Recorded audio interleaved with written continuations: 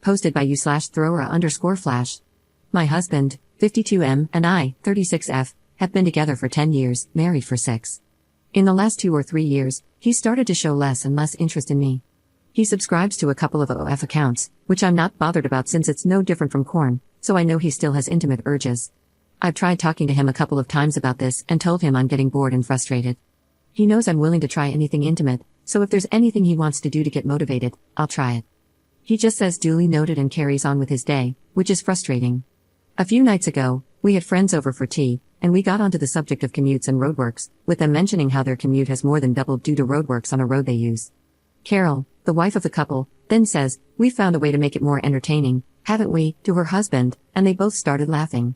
She then tells us that the roadworks stretch about 3 miles, with groups of workers spread out into maybe 7 or 8 groups, and they usually drive at 10 to 15 miles per hour.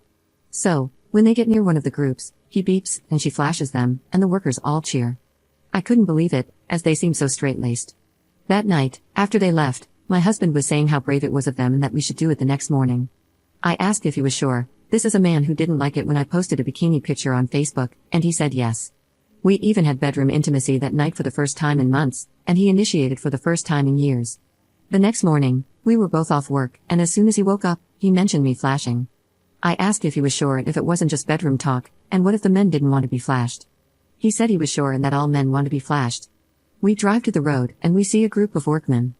My husband gets all giddy and says, "Are you ready?" I say yes, and he says, "Now." He beeps the horn, and I lift my top up, and they all cheer. We're going about 10 miles per hour when suddenly, he slams on the brakes and tells me to get out. I was in shock. His face is red with anger, and he's shouting, "Get out, you effing slag."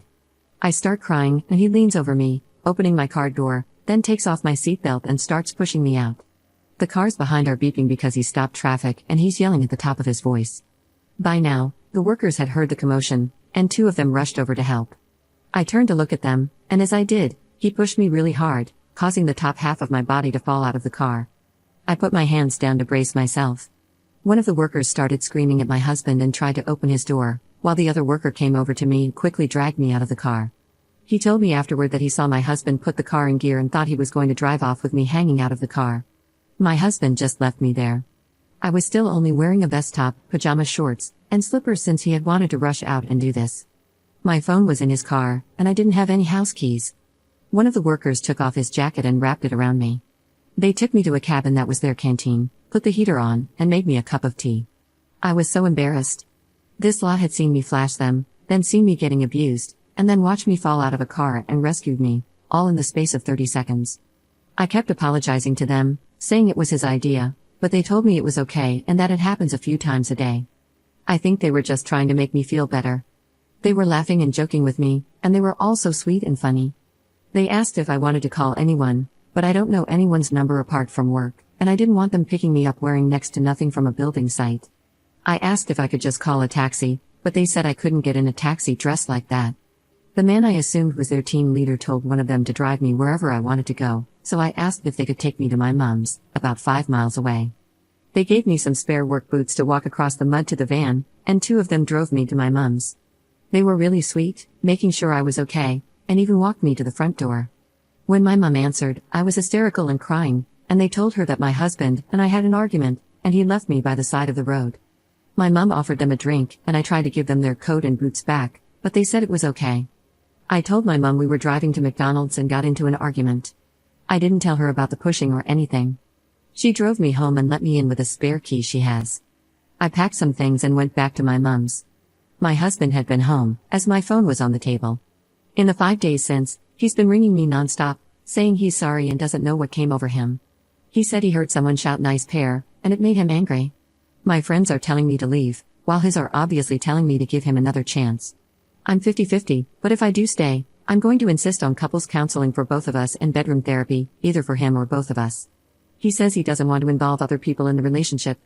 It feels silly to throw it all away over a few seconds of madness, and I should have just said no when he asked me to flash, as I know he's quite insecure. I was blinded by finally getting some bedroom intimacy and attention from him and thought I could get more.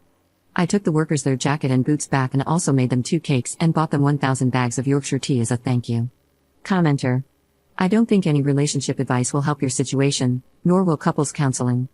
This is definitely the sort of situation where couples counseling will only escalate problematic or abusive behavior. What you need, quite frankly, is a divorce lawyer. Op's response. That's the thought that's becoming more prevalent in my mind. I took pictures of the bruises and scuffs on my arms and legs afterward, and I keep looking at them, thinking, what would I say to anyone else who showed me these? Update 3 weeks later. I took people's advice on this sub and a couple of others and called the police to report the attack. I spoke to the workers beforehand, and they said they'd back me up. They arrested my husband and then released him on bail, but told him he couldn't stay at my house, so he's gone to his mum's. After the argument, he told all our friends that I had cheated. I hadn't wanted to admit to people that I had flashed, but I felt like the tide was really turning against me, and a lot of people were believing his lies. So, I wrote a long message with a description of exactly what happened, along with pictures of my injuries, including scrapes and bruises, plus screenshots of messages he sent admitting he asked me to flash and admitting he hit me, although he did blame me, saying if I had just gotten out like he asked, he wouldn't have had to do that. A few people apologized, most didn't, but I don't care anymore. I'm back home, and he has to answer bail in a couple of months. The police don't sound confident they can get a conviction, but maybe that's how they're supposed to sound. I've spoken a little bit to a lawyer, but I can't really afford anything in that way at the moment. It's been a sad few weeks, but an eye-opener, and I don't feel any guilt for getting the police involved or telling people what happened. Just working and keeping myself busy at the moment. Op on the workers who rescued her.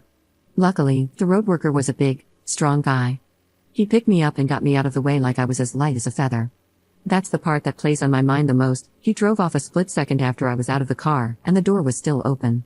I think, in his mind, I was still half in the car when he drove off. Can Op go to a safe place and away from her husband? I don't think I need protection. My brother is staying with me now, and he could beat up 10 of my husband with one hand. Op telling the police what happened and how they have responded. I did tell the police exactly what happened, as did the workmen. Believe it or not, the police didn't care about me showing flesh and were more concerned about me getting beaten up and nearly run over. Guru commenter. Reading Op's post history, she also mentions that she bought a home, which he moved into and refused to contribute towards the mortgage because he didn't own the house.